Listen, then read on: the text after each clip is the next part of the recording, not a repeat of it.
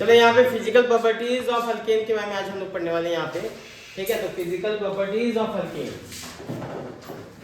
Physical properties of alkanes.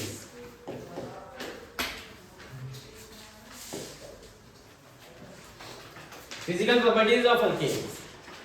अब यहाँ पे सबको ध्यान समझेंगे जितने भी बच्चे यहाँ पे हैं। पहले तो एक बात बताओ, जब भी हम फिजिकल प्रॉपर्टीज की बात करते हैं तो सबसे पहले क्या बात करते हैं? स्टेट के बारे में बात करते हैं, है ना? कौन से स्टेट में रहेंगे?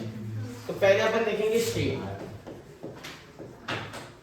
तो अल्केन्स, इनके लिए अगर हम बात करें तो देखो, आप लोग पढ़े हो कि मीथेन क्या होता है? गैस होता है ना? 1 से लेके 5 तक के जो होते हैं दे आर गैसेस।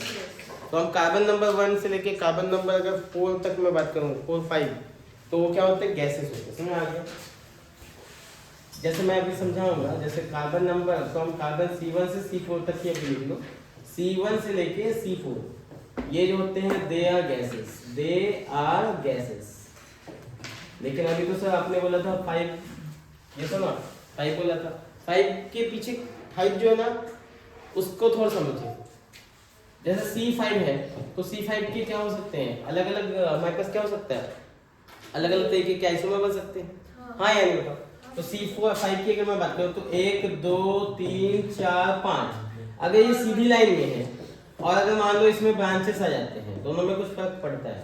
दोनों में अगर देखें तो दोनों में कार्बन 5 ही है। हाँ या नहीं बताओ? अगर ये सीधी है तो फिर ये एक वोलेटाइल लिक्विड है, वोलेटाइल लिक्विड है। लेकिन अगर मान लो ये C5 का अगर ब्रांचेस आ जाते हैं, ब्रांचेस आ जाता है, तो फिर ये गैस रहता है। क्या रहता है बेटा? गैस। समझ में आ गया? जैसे अगर मैं यहाँ पे ऐसा लिख दूं 1 2 3 4 5, ठीक है, तो ये 5 ही क्या हो जाएगा? ये गैस हो जाएगा। This is gas. बात समझ आया सबको? हाँ या नहीं? अब अगर मान लो इसके लिए मैं बात करूँ तो ये भी क्या है? वोलेटाइल लिक्विड ही आता है। वोलेटाइल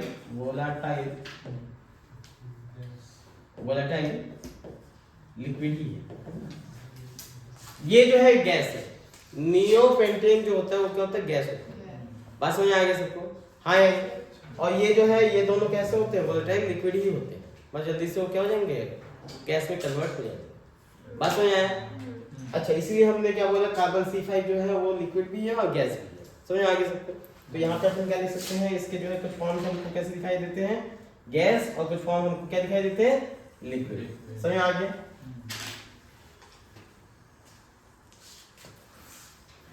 तो यहाँ पे ये कैसे हो जाएंगे? गैस भी होंगे और ये कैसे होंगे? लिक्विड भी होंगे। क्लियर सबको? हाँ या नहीं? क्लियर सबको? अब यहाँ पे जो है कार्बन 5 से लेके, यानी कि कार्बन 5 से लेके कार्बन 17 तक ये जो है लिक्विड होते हैं। They are liquid. क्या कार्बन नंबर 17 तक क्या होते हैं? लिक्विड होते हैं। लेकिन कार्बन नंबर 17 के जो ऊपर होते हैं, more than carbon number 17, more than carbon number 17, तो ये कार्बन नंबर 17 से जो ज्यादा होंगे they are waxy solid, waxy solids. मतलब सॉलिड होते हैं और वैक्स जैसा, जैसे मोम होता है, मोम जैसा सॉलिड। क्लियर सबको? तो ये उनका हो गया state, physical state at room temperature. ये रूम टेम्परेचर पे ये सभी चीजें मौजूद है। रूम टेम्परेचर मतलब तुम लोग जानते ही हो, room temperature at room temperature, क्योंकि टेम्परेचर चेंज करने पे स्टेट चेंज हो जाता है। At room temperature.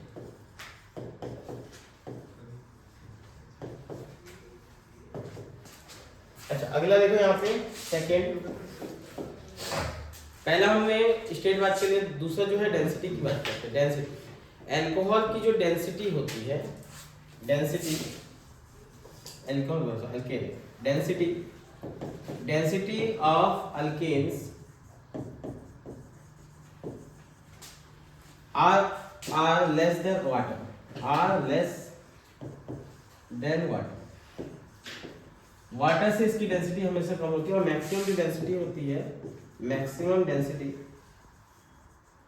That is equal to 0.8 gram per maximum density इनका कितना होता है 0.8 होता है और वाटर का कितना होता है 1 होता है।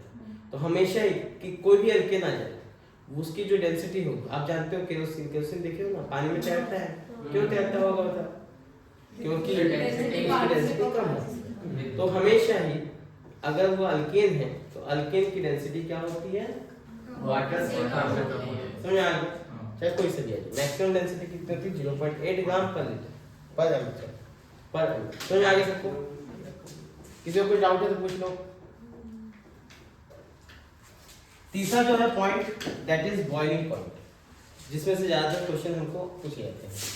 Boiling point, boiling point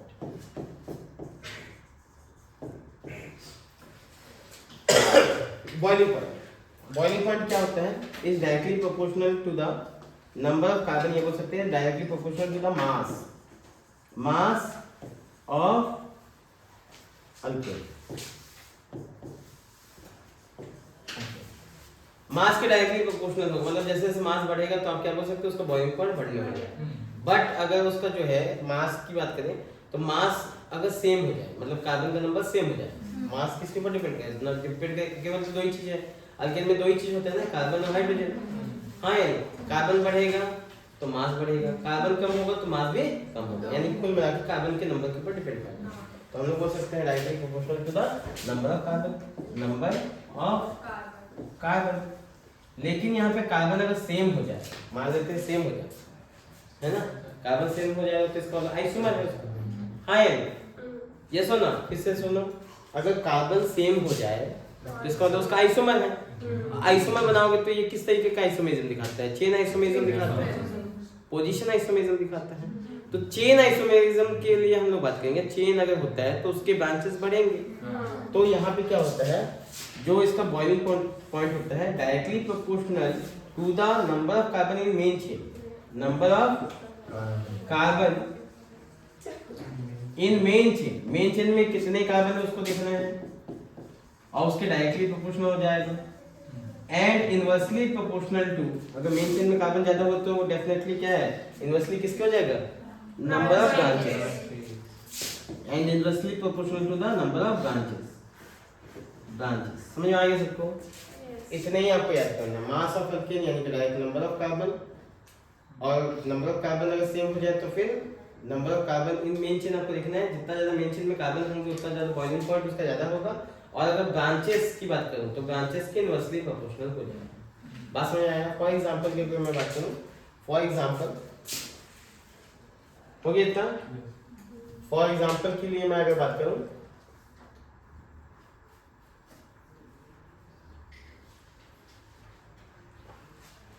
for example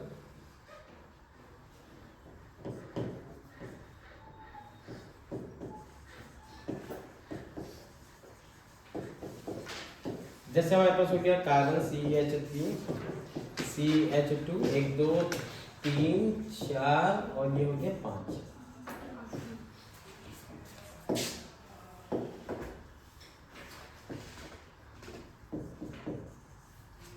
दूसरा हो गया CH3 CH3 CH2 and CH दूसरा।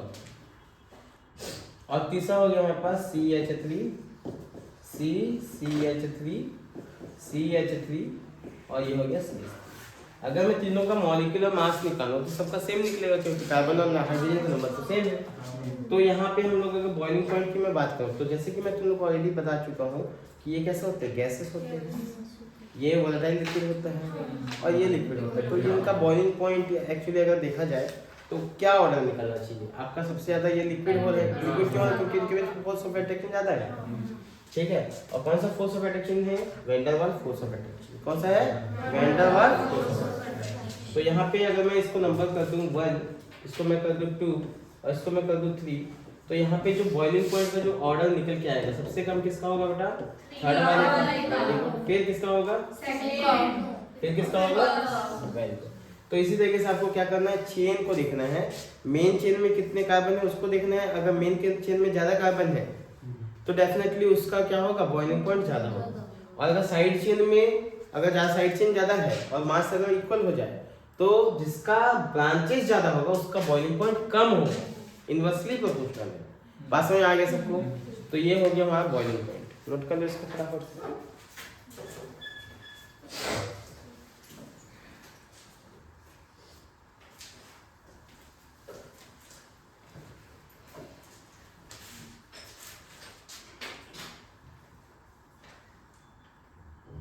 हो गया? चलो अगला देखते हैं हम लोग। नेक्स्ट हम लोग यहाँ पे बात करने वाले हैं इसके बारे में, क्या बोलते हैं उसको, अगला जो है नेक्स्ट हम लोग बात करेंगे मेल्टिंग पॉइंट। अच्छा, मेल्टिंग पॉइंट तो सॉलिड्स के लिए होता है, सबको मालूम है। मेल्टिंग पॉइंट किसके लिए होता है? सॉलिड्स के लिए। तो यानी बड़े बड़े अल्केन के लिए हम लोग यहाँ पे बात कर रहे हैं। समझ में आ गया सबको? जैसे कि आपको बता चुका हूँ मैं कि 17 कार्बन नंबर 17 से ज़्यादा अगर होते हैं तो क्या होते हैं, वो उनका जो है सॉलिड्स होते हैं। और जब सॉलिड्स होंगे तो एक्चुअली में उनके जो मॉलिक्यूल्स है वो काफ़ी पास में होंगे और वो क्रिस्टलाइज हो जाएंगे। मतलब एक समझ लो उन लोग क्या हो जाएंगे, उनके जो मॉलिक्यूल्स होंगे वो एकदम पास पास होंगे, तो एक डेफिनाइट शेप ले रहे होंगे। तो यहाँ पे जितना ज़्यादा सिमेट्री होगी उतना अच्छे से परफेक्शन आएगा, उनका जो सॉलिड होगा उतना अच्छा होगा, उनके बीच में इंटरेक्शन उतना अच्छा होगा। तो यहाँ पे सिमेट्री किस में आती है, तो आप लोग इसको याद रखेंगे कि ऑड नंबर वाले कार्बन अगर है तो उनके बीच में जो बॉन्ड है यानी कि जो फोर्स ऑफ अट्रैक्शन है वो ज्यादा लगता है as compare to even number. बात समझ आ गई सबको? हाँ यानी इसको याद रखेंगे कि अगर मेल्टिंग पॉइंट की मैं बात करूँ तो melting point is directly proportional to the even odd number. Melting point is directly proportional to the odd number of carbon, odd number of carbon। बस में आ सकते हो ऑड नंबर के ऊपर ज्यादा वो ज्यादा डायरेक्टली प्रोपोर्शनल होता है। इसका हालांकि उतना ज्यादा क्वेश्चन पूछा नहीं जाता, बस आप लोगों को खाली इतना याद रखना कि ऑड अगर है तो वो ज्यादा सिमेट्रिकल होता है, ऑड अगर है तो सुनो यहाँ पे लोगों को क्या लगता है कि इवन है तो सिमेट्रिकल है, लगता है ना, लेकिन यहाँ पे क्या है, ऑड अगर अल्केन होता है तो वो ज्यादा सिमेट्रिकल होता है, ज्यादा परफेक्ट उनके बीच में क्या होता है बॉन्डिंग, मतलब फोर्स ऑफ अट्रैक्शन ज्यादा लगता है। बात समझ आ गया? तो force of attraction is directly proportional to the odd number of carbon. Clear सबको? चलो नेक्स्ट ये हो गया फिजिकल प्रॉपर्टी खत्म। अगला हम लोग बात करने वाले हैं chemical properties of alkane. Clear सबको? हाँ मेल्टिंग पॉइंट। जैसे यहाँ पे अच्छा ये बताओ, जैसे C6 है और C7 है, तो तुमको क्या लगता है मेल्टिंग पॉइंट अगर मान लो उनको हम लोग सॉलिड बना दे और उसको अगर मान लो मेल्टिंग पॉइंट की मैं बात करूं तो किसका ज्यादा होगा? 7 का ज्यादा होगा क्योंकि ऑड है। बात समझ आ सकती है? जैसे कार्बन 6 है और कार्बन 7 है तो 7 वाले का मेल्टिंग पॉइंट ज्यादा है। 7 8 हो तो 7 का बस समझ आया क्योंकि ऑड है ना वो। बस समझ आया?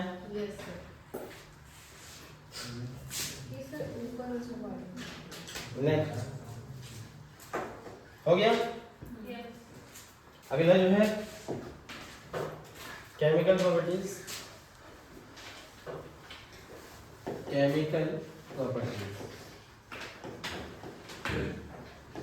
Chemical properties of alkane. तो इसमें हम लोग सबसे पहले क्या देखने वाले हैं, हम लोग देखने वाले हैं हैलोजिनेशन। क्या क्या और किस तरीके का रिएक्शन होता है वो मैं यहाँ पे इन शॉर्ट में लिख देता हूँ। जैसे हम लोग सबसे पहले देखेंगे हैलोजिनेशन, देखेंगे हैलोजिनेशन, ठीक है। दूसरा हम लोग देखेंगे नाइट्रेशन, नाइट्रेशन। तीसरा देखेंगे हम लोग सल्फोनेशन, सल्फोनेशन, ज़्यादा इसमें है नहीं रिएक्शन ऐसे। चौथा जो है हम लोग देखेंगे पायरोलिसिस, पायरोलिसिस। और उसके बाद हम लोग देखेंगे एरोमेटाइजेशन,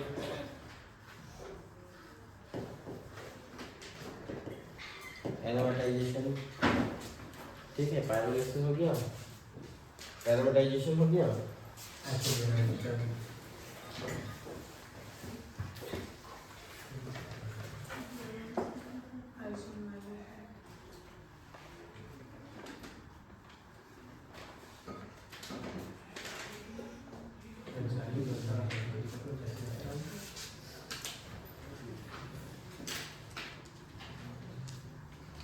आइसोमराइजेशन।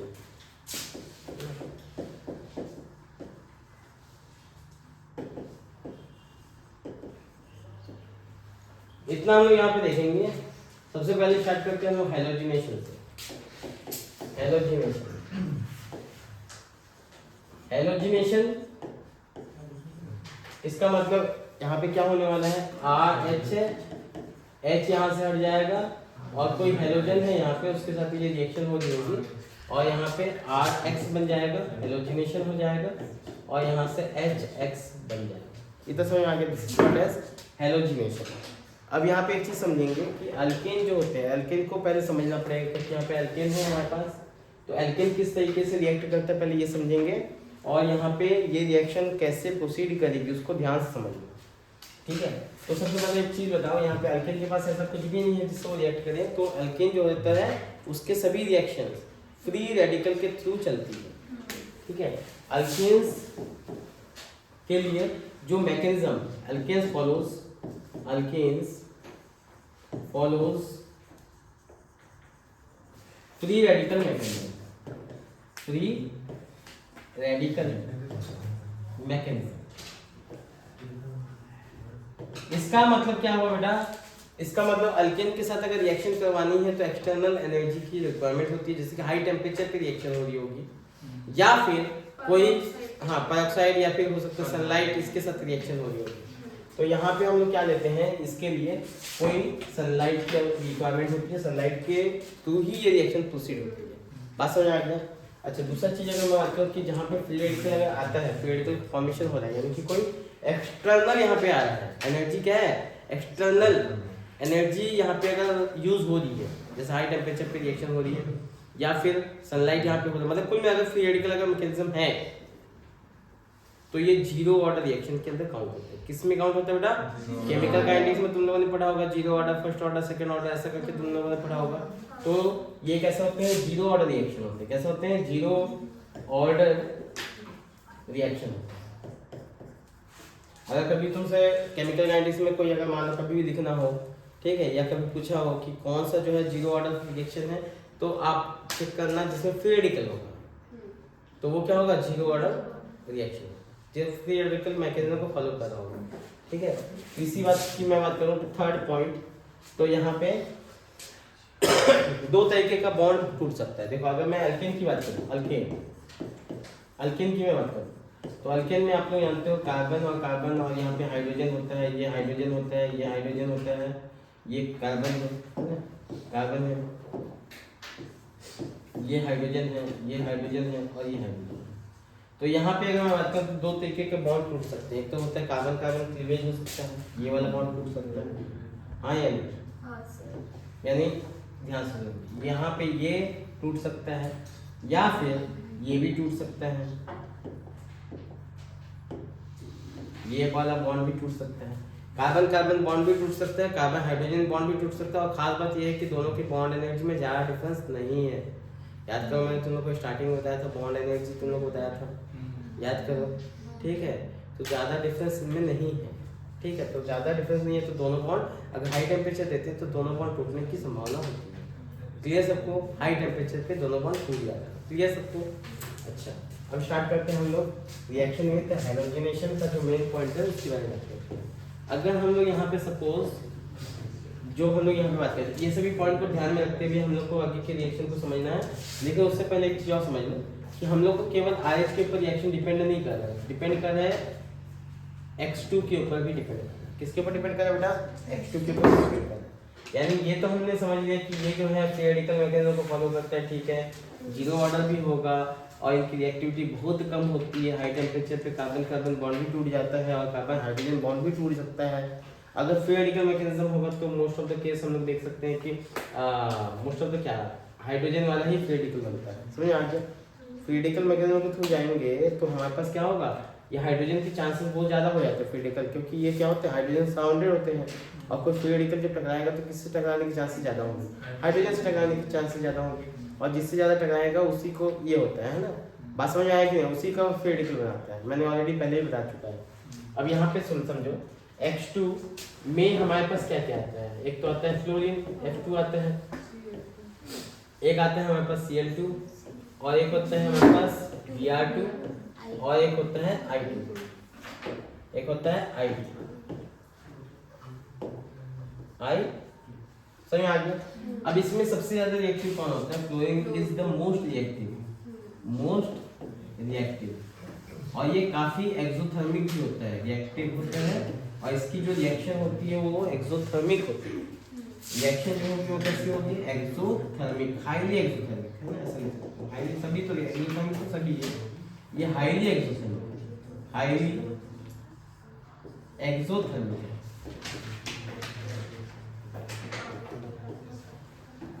और ये सबसे लीस्ट रिएक्टिव है, लीस्ट रिएक्टिव। इवन इसके साथ रिएक्शन करवाने के लिए हम लोगों को, ध्यान सुनिए, ऑक्सीडाइजिंग एजेंट की जरूरत है। क्या जरूरत पड़ती है बेटा? ऑक्सीडाइजिंग एजेंट की जरूरत पड़ती है। We have to use oxidizing agent, we have to use oxidizing agent. क्यों जरूरत पड़ता है? क्योंकि यहाँ पे आखिरी में क्या बना है? HX बना है। क्या बना बेटा? HX। और HX बना मतलब HI बना होगा डेफिनेटली। अगर आयोडीन है तो HI बना होगा। और मैंने तुम लोगों को कुछ दिन पहले एक जो लेक्चर पढ़ाया था उसमें क्या बताया था कि HI is strong reducing agent. वो RH को किस में कन्वर्ट कर देता है? RH में कन्वर्ट कर देता है। याद करो मैंने क्या बोला था? HI जो होता है वो क्या होता है? RH को किस में कन्वर्ट करता है? RH में कन्वर्ट कर देता है। हाँ या नहीं? अल्केन बन जाता है। तो यहाँ पे एक्चुअली होगा क्या? अगर मैं यहाँ पे बात करूँ इस रिएक्शन में आयोडीन की, तो पहले आयोडीन के बारे में बात करते हैं, फिर फ्लोरीन के बारे में बात करेंगे, फिर ब्रोमीन और क्लोरीन का दोनों का साथ में बात करेंगे, क्योंकि ना ही बहुत ज़्यादा रिएक्टिव है ना ही बहुत ज़्यादा कम रिएक्टिव। बस समझ आया सबको? हाँ या नहीं? अच्छा, यहाँ पे एक टर्म हम लोग इंट्रोड्यूस करवाएंगे जैसे रिएक्टिविटी और सिलेक्टिविटी। जैसे यहाँ पे अगर मैं बात करूँ तो ये बहुत ज़्यादा रिएक्टिव है, हाँ या नहीं? जो ज़्यादा रिएक्टिव होता है वो ज़्यादा सिलेक्टिव नहीं होता। ये बहुत ज़्यादा सिलेक्टिव हो जाएगा। ब्रोमीन क्या हो जाएगा? सिलेक्टिव हो जाएगा। आयोडीन क्या हो जाएगा? सिलेक्टिव हो जाएगा। बात समझ आया? हाँ या नहीं? आयोडीन भी क्या होगा? सिलेक्ट। भाई ऑक्सीडाइजिंग एजेंट यूज कर रहे हो ना तुम। पहला पॉइंट तो यही है कि बिना ऑक्सीडाइजिंग एजेंट का ये काम होगा नहीं। यहाँ पे ऑक्सीडाइजिंग एजेंट क्या है? यहाँ पे तो एकदम तुरंत काम हो जाएगा, बहुत ज़्यादा रिएक्टिव है। यहाँ पे क्या है? बहुत लेस रिएक्टिव है। बात समझ आ गया? इसलिए ऑक्सीडाइजिंग एजेंट की जरूरत पड़ेगी यहाँ। क्लियर है? अच्छा, पहले हम लोग दोनों का केस देख लेते हैं, ठीक है? Fluorine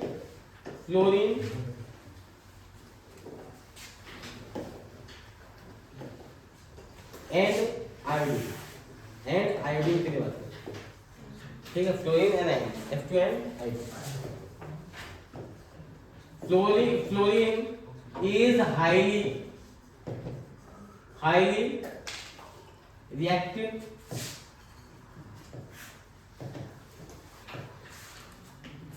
fluorine is highly reactive, ठीक है? तो इसका रिएक्शन जो है एक्सप्लोजन को भी बना सकता है, एक्सप्लोड कर सकता है, and can be explosive, highly reactive and can be explosive.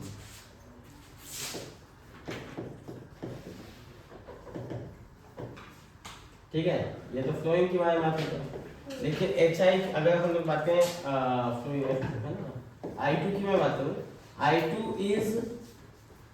is very less reactive।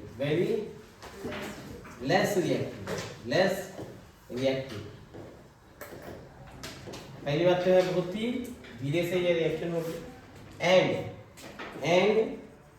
the product which form is HI। देखो RH, यहाँ पे हम लोग I2 के साथ रिएक्शन करवा रहे हैं, तो यहाँ से RI बनता है और साथ में क्या बनता है? HI बनता है। HI product. अब यहाँ पे HI बना तो गड़बड़ हो गई। क्या गड़बड़ हो गया? HI is strong reducing agent which again react with Ri, which again react with Ri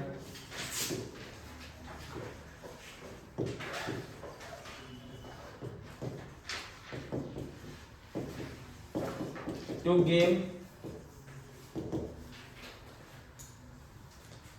I2 and RH।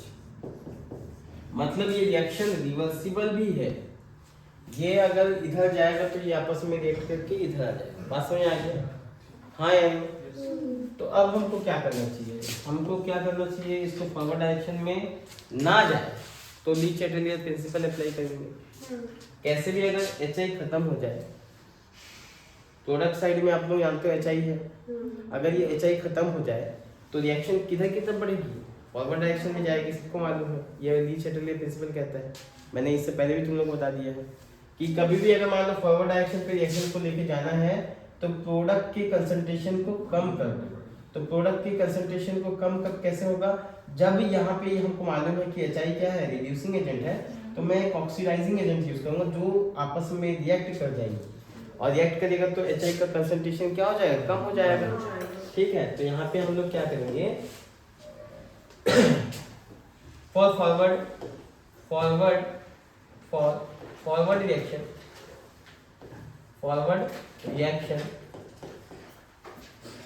we have to reduce the concentration of product, hence we use our oxidizing agent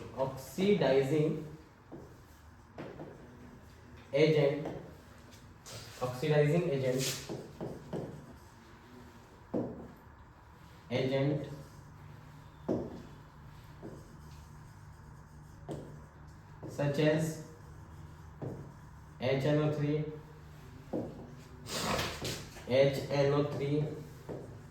या HiO4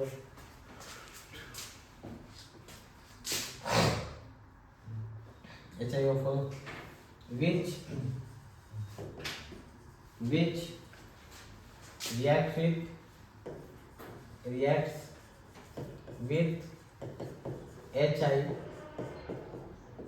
and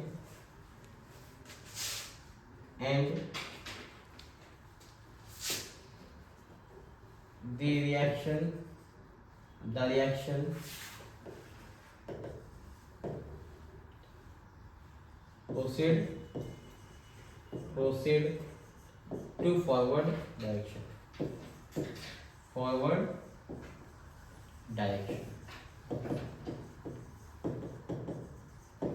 तो यहाँ से दो बातें हमको clear हो गया कि अगर हम फ्लोइंग के साथ रिएक्शन करवाना चाहते हैं तो फ्लोइंग के साथ ऐसे तो हम लोग नॉर्मली क्या करते हैं? अवॉइड करते हैं। रिएक्शन को डायरेक्ट करवाना हमारे लिए खतरे से खाली नहीं है, क्योंकि एक्सप्लोजन यहाँ पे हो सकता है। पता चला आप लोग रिएक्शन करवाते आप लोग खुद शहीद हो, ठीक है, तो ये पॉसिबिलिटीज है। तो हम शहीद नहीं होना चाहते हैं। कौन चाहता है शहीद होना? कोई नहीं चाहता। तो यहाँ पे जो है फ्लोइंग के साथ हम लोग अवॉइड करते हैं। समझ आ गया? आयोडीन के साथ कहानी ऐसा है कि आयोडीन इतनी धीमी गति से रिएक्शन करती है कि आप सोच नहीं सकते। इसके साथ रिएक्शन करवाना मतलब बहुत बड़ा टास्क हो जाएगा आपके लिए। तो आप इसके रिएक्शन को फास्टर करवाने के लिए यहाँ पे हम लोग ऑक्सीडाइजिंग एजेंट का यूज करते हैं। वापस से देखो, ये रिवर्सिबल है मतलब समझो यहाँ पे रिवर्सिबल है, तो आप चाह रहे हैं कि भाई ये रिएक्शन हो जाए, भाई जितना बनता है वो वापस आ जा रहा है, तो क्या ये रिएक्शन कभी आगे बढ़ेगा? नहीं बढ़ेगा, भले आप बढ़ा जाओ, होना ही नहीं है। तो उसके लिए हमारे पास क्या है? ऑक्सीडाइजिंग एजेंट्स है जो कि HI के कंसंट्रेशन को कम करेगा और रिएक्शन को आगे की तरफ लेके जाएगा, यानी कि आपके बुढ़ापा आने से पहले ये रिएक्शन समझ आ गया? मतलब बुढ़ापा नहीं आएगा। क्लियर सबको? हाँ या नहीं? तो ये दो तरीका है आयोडीन और फ्लोइंग का कहानी हमको समझ में आ चुका है। अब हम वापस से चलते हैं हमारे पिछले स्लाइड पे। यहाँ पे जो है क्लोरीन की कहानी हो चुकी है, और आयोडीन की कहानी हो चुकी है। अब हमको केवल क्लोरीन और ब्रोमीन की कहानी समझना है, क्योंकि क्लोरीन और ब्रोमीन जो होते हैं दोनों ही अच्छा खासा रिएक्शन करते हैं। लेकिन यहाँ पे कहानी कैसा है कि सबसे ज्यादा कहानी किसमें है? क्लोरीन में। किसमें है कहानी? क्लोरीन में। समझ आ गया? जो कहानी है वो क्लोरीन में, मतलब bromine and chlorine are neither too reactive nor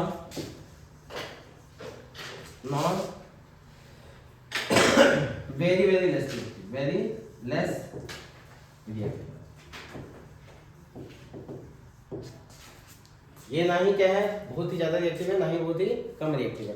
तो यहाँ पे ध्यान सुनेंगे, यहाँ पे हम लोग दोनों के प्रोडक्ट अच्छा खासा बना सकते हैं, कोई दिक्कत नहीं है, कोई भी दिक्कत नहीं है।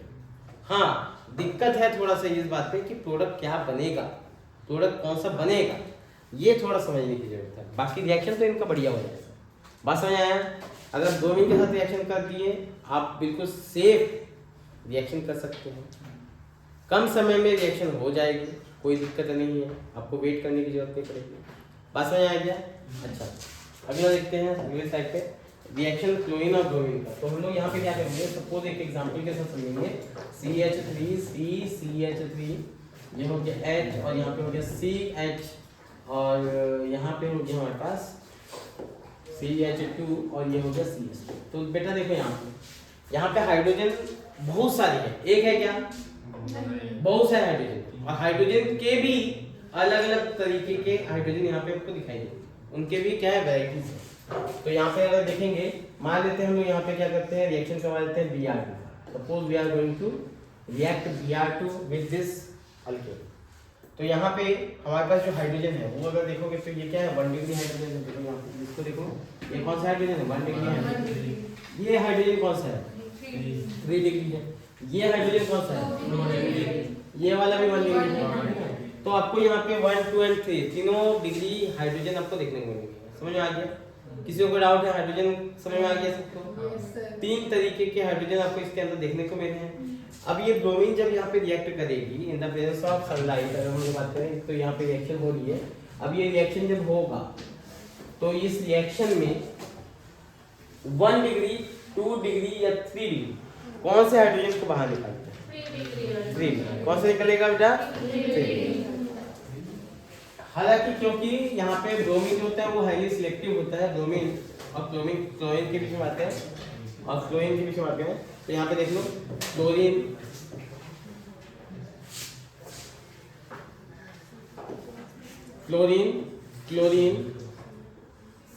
ब्रोमीन और आयोडीन, ये जैसा कि मैंने बताया था कि ये रिएक्टिव है, ये हाईली रिएक्टिव है। और ये क्या हो जाएगा, जो रिएक्टिव होता है वो सिलेक्टिव नहीं होता, जो सिलेक्टिव होता है वो रिएक्टिव नहीं होता। बात समझ में आ रहा है कि नहीं आ रहा? पहले अगर तुम रिएक्टिव हो तो तुम सोचोगे नहीं, कर दो। और अगर सिलेक्टिव है आपको सोच समझ के करोगे तो फिर रिएक्टिव नहीं होगा। तो अगर ये रिएक्टिव है तो ये सिलेक्टिव नहीं है, और अगर ये रिएक्टिव नहीं है तो इसका मतलब ये सिलेक्टिव। समझ आ गया? तो ये क्या हो जाएगा? सिलेक्टिव। This is selective. अब इन दोनों के बीच में बात करूं तो ये भी क्या है? सिलेक्टिव ही होता है। लेकिन क्लोरीन कंफ्यूज है, कभी कभी रिएक्टिव हो जाता है, कभी कभी सिलेक्टिव हो जाता है, कभी रिएक्टिव कभी सिलेक्टिव, कभी रिएक्टिव कभी सिलेक्टिव। तो कब रिएक्टिव होगा कब सिलेक्टिव होगा ये कहानी है, इसी को समझना है। समझ आ गया? बाकी इनका जो है सिलेक्टिव है, और अगर सिलेक्टिव है तो 3 डिग्री हाइड्रोजन वहां से रिप्लेस होगा। समझ आ गया? अगर ये सिलेक्टिव है दैट मींस आप कौन से हाइड्रोजन को हटाओगे? 3 डिग्री को हटाओगे, सिंपल सा। ठीक है, 3 डिग्री हाइड्रोजन यहाँ से चला जाएगा। अगर ये रिएक्टिव है तो 1 डिग्री हाइड्रोजन को ही हटाएंगे, 1 डिग्री हाइड्रोजन को हटाएंगे, क्योंकि 1 डिग्री हाइड्रोजन ज्यादा है, रिएक्टिव होगा तो तुरंत किसी ना किसी के साथ रिएक्ट हो जाएगा। और 3 डिग्री हाइड्रोजन देखो यहाँ पे कितने हैं? 3 डिग्री अच्छा ही होगा। इसमें देख के बताओ मुझे 1 डिग्री कितने कितने बेटा? 2 है ना? नहीं 2 नहीं है, हाइड्रोजन के 3 3 6 और ये भी 1 डिग्री है। ठीक है, तो टोटल जो है 1 डिग्री अगर मैं बात करूँ, लेकिन इसमें कहानी है कि ये 1 डिग्री अलग है, वो 1 डिग्री अलग है, वो बाद में देखेंगे। अभी 1 डिग्री कितने पहले देखेंगे। टोटल कितने हैं 9 है। इसमें 3 हाइड्रोजन, यहाँ पे 1 डिग्री कार्बन के साथ जितने हाइड्रोजन होंगे, 1 डिग्री कार्बन के साथ जितने हाइड्रोजन होंगे वो 1 डिग्री हाइड्रोजन कहलाते हैं। समझ में आया। 1 डिग्री हाइड्रोजन समझ में आ रहा है कि नहीं आ रहा, पहले बताओ। The number of hydrogen present in 1 degree carbon is called as 1 degree hydrogen। तो यहाँ पे टोटल 1 डिग्री हाइड्रोजन कितने हो जाएंगे, अगर इसमें इस रिएक्शन की बात, इस सब्स्ट्रेट की बात करूँ, 1 डिग्री हाइड्रोजन यहाँ पे टोटल कितने हैं, तो 9 हाइड्रोजन है। अगर मैं यहाँ पे 2 डिग्री की बात करूँ, 2 डिग्री हाइड्रोजन कितने हैं बेटा, 2 हाइड्रोजन है ना। और अगर 3 डिग्री की बात करूँ तो कितने हैं, 3 डिग्री हाइड्रोजन बताओ कितने हैं, 1 हाइड्रोजन है। कितने हैं, 1 है, इसके अलावा कुछ नहीं। तो ज्यादा हाइड्रोजन कौन सा है, 1 डिग्री के, और सबसे कम किसके हैं, 3 डिग्री। समझ में आ गया सबको। अब 3 डिग्री कम ही होते, ज्यादा होते ही नहीं है, पहली बात है। लेकिन 3 डिग्री को अगर हमने फेडिकल बनाया या 3 डिग्री के साथ रिएक्शन हो रहा है, क्योंकि इंटरमीडिएट अगर मैं सोच लूँ तो यहाँ पे 3 डिग्री के लिए अगर मैं बात करूँ तो 3 डिग्री जो होता है, या इंटरमीडिएट की बात करूँ, रेडिकल की बात करूँ, ठीक है, फ्री रेडिकल जो स्टेबल होता है, कौन सा स्टेबल होता है बेटा, 3 डिग्री वाला ज्यादा होता है। तो 3 डिग्री सबसे ज्यादा, फिर 2 डिग्री होता है, फिर 1 डिग्री होता है। तो यहाँ पे क्या होता है, जो सिलेक्टिव होते हैं उन लोग ज्यादा स्टेबल फ्री रेडिकल बनाते हैं। क्या बनाते हैं, स्टेबल फ्री रेडिकल। जो सिलेक्टिव होंगे वो क्या बनाएंगे, स्टेबल फ्री रेडिकल। जो रिएक्टिव होंगे वो सोचेंगे उनको कोई मतलब भी नहीं है स्टेबल बन है क्या स्टेबल बन है, वो क्या करेंगे, वो सीधा रिएक्ट कर जाते हैं। तो इसका मतलब क्या हो जाएंगे, वो 1 डिग्री वाले को यानी कि कम स्टेबल वाला फ्री रेडिकल बनाते हैं। समझ आ गया, हाँ या नहीं। तो यहाँ पे जो रिएक्टिव होगा, रिएक्टिव के लिए हमारे पास क्या होता है, रिएक्टिव जो होता है 1 डिग्री वाला जो है उसका ज्यादा रिएक्ट करता है, उसका फिर 2 डिग्री वाले के साथ और फिर 3 डिग्री के साथ। जबकि सिलेक्टिव होता है तो वो कैसे रिएक्ट करता है, वो हाइड्रोजन निकालता है तो पहले 3 डिग्री हाइड्रोजन को ढूंढता है, फिर 2 डिग्री को ढूंढता है, फिर 1 डिग्री हाइड्रोजन को ढूंढता है। समझ आ गया सबको, क्लियर है, यहाँ से समझ में आ गया। तो ब्रोमीन है यहाँ पे, तो क्या कौन सा निकलना चाहिए तुम्हारे हिसाब से, इस रिएक्शन को देख के बताओ। यहाँ पे ब्रोमीन को कहाँ लगना चाहिए, 3 डिग्री। तो यहाँ पे जो प्रोडक्ट बनेगा वो हो जाएगा कुछ इस तरीके से CH3C, ये हो जाएगा Br, ये हो जाएगा CH3, ये हो जाएगा CH2 एंड ये हो जाएगा C। तो यहाँ पे ये प्रोडक्ट हमारे हिसाब से बनना चाहिए, क्योंकि ब्रोमीन इज सिलेक्टिव, वो 3 डिग्री फ्री रेडिकल बनाएगा और वहीं जाके जुड़ेगा। बात समझ आ गया सबको, हाँ या नहीं। जबकि अगर मैं बात करता फ्लोरीन के लिए, तो फ्लोरीन के लिए क्या होता है, 1 डिग्री पे जाके लगता है। कहाँ लगता है बेटा, 1 डिग्री पे लगता है। समझ आ गया, किसी को डाउट है, अच्छा क्या बैक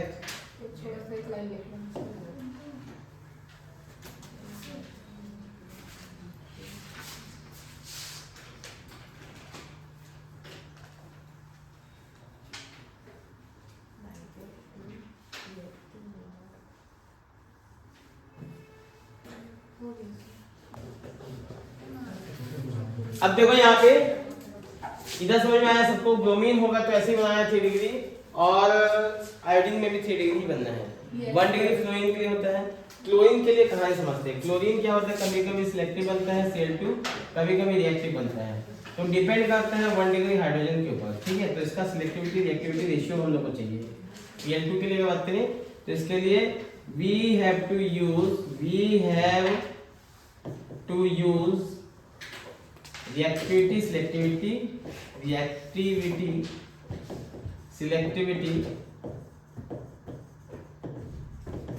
रेशियो। क्या यूज करेंगे बेटा, रिएक्टिविटी सिलेक्टिविटी रेशियो यूज करेंगे। बात समझ आ गया सबको, क्या है ये चीज। तो इसमें एक्चुअली क्या है, 1 डिग्री हाइड्रोजन की जो रिएक्टिविटी है, 2 डिग्री हाइड्रोजन की जो रिएक्टिविटी है और 3 डिग्री हाइड्रोजन की जो रिएक्टिविटी है, उसके बारे में कुछ डेटा हमको दिया गया है, और उस डेटा का यूज करते हुए, वो मैं सिखाऊंगा कैसे यूज करना है, उसको यूज करते हुए अपन डिसाइड करेंगे प्रोडक्ट क्या बनेगा। तो 1 डिग्री हाइड्रोजन की वैल्यू कितनी है, 1, 2 डिग्री हाइड्रोजन की वैल्यू है 3.8 और 3 डिग्री वैल्यू की जो है उसकी जो वैल्यू है वो है 5, कितना है 5.2 है, 5 डिग्री, ठीक है। इतना आप लोग याद करिए, समझ आ गया। क्लियर है? ये इसका जो है सिलेक्टिविटी रिएक्टिविटी जो रेशियो है वो है। अब यहाँ पे इसका यूज कैसे करेंगे? अगर मान लो इसको मिटा दो पहले, इधर वाला। अगर मान लो इसी में हमारे पास ब्रोमीन की जगह पे क्लोरीन होगा, ये जो Br2 मैंने यहाँ पे लिखा हुआ है जो कि 3 डिग्री बनाया था, अगर यहाँ पे क्लोरीन होता तो क्या करते थे? क्लोरीन होता तो यहाँ पे डायरेक्टली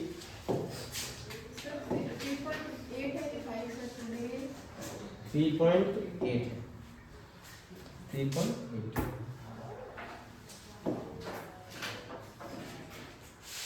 यहाँ पे Cl2 है in the presence of HNu है, तो इसके लिए हम कैसे काम करेंगे इसको देख लेते हैं। ठीक है, इसके लिए अपन क्या सीखेंगे? तो सबसे पहले 1 डिग्री को ध्यान से देखो, क्या ये 1 डिग्री और ये 1 डिग्री एक ही जैसा है? पहले इधर देखो, ये 1 डिग्री है, उसके बगल में क्या 3 डिग्री है, यहाँ पे 1 डिग्री है, उसके बगल में क्या 2 डिग्री है, दोनों सेम है क्या? ये देखो 1 डिग्री के बगल में क्या 3 डिग्री है, तो यानी ये तो सेम है, ये दोनों 1 डिग्री सेम है, ये अलग है।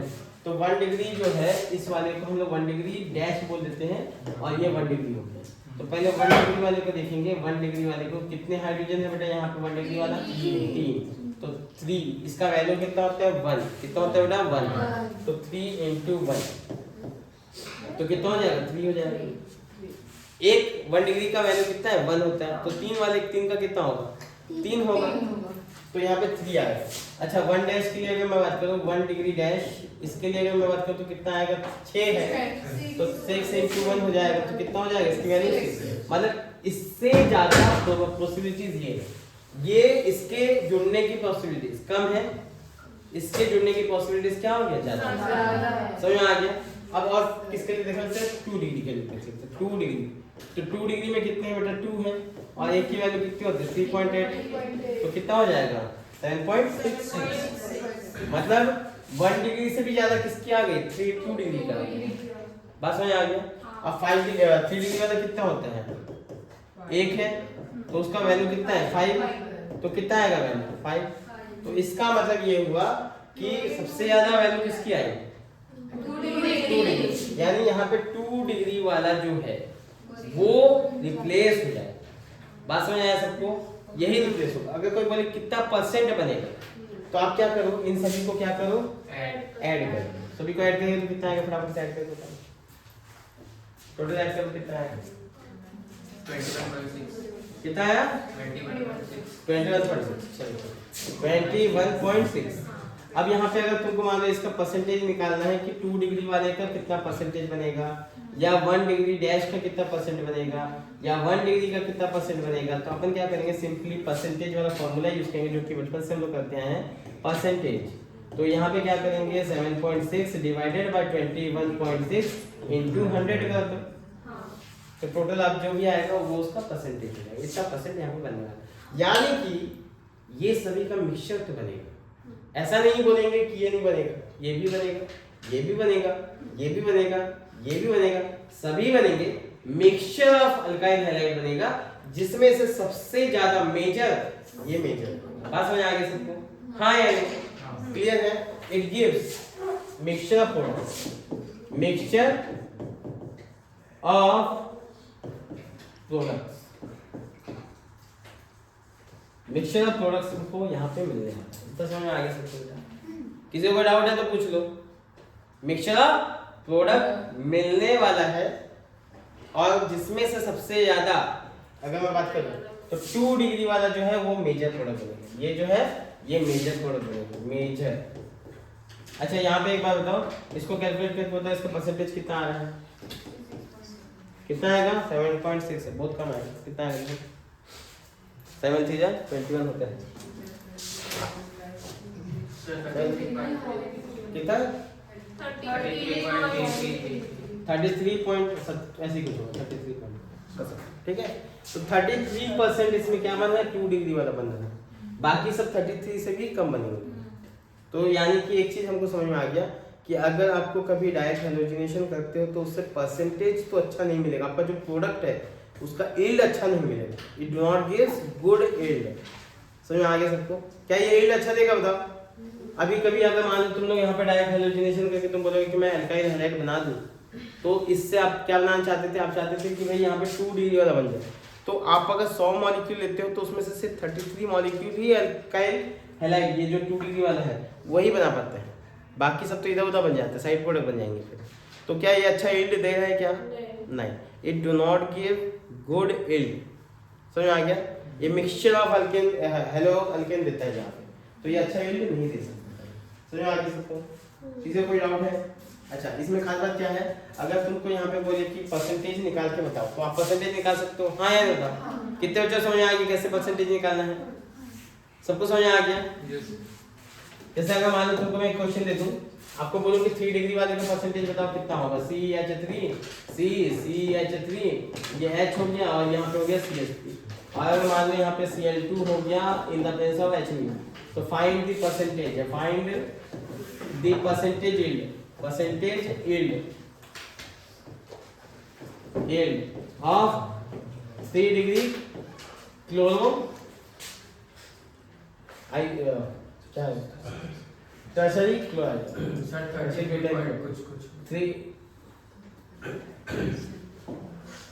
yield of